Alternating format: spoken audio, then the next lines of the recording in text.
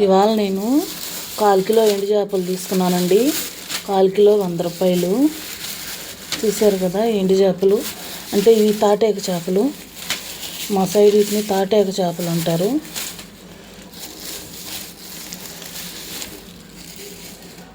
చూసారు కదా,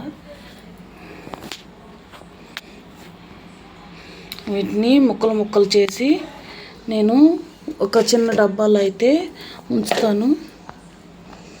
కావాల్సినప్పుడల్లా తీసుకొని వండుకోనాటికి.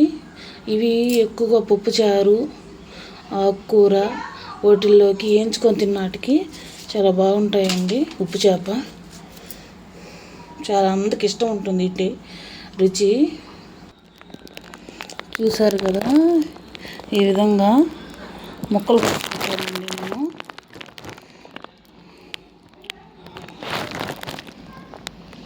ఎండు చేపలు తలకాయలు కూడా పులుసులో వేసుకుంటారు, కానీ మేము తినమండి ఈ తలకాయలు. నేను బయట పడేస్తాను. చూసారు కదా, ఈ బాక్స్లో నేను ఒక ఫ్రిడ్జ్లో పెట్టేస్తానండి. ఎప్పుడు కావాలంటే అప్పుడు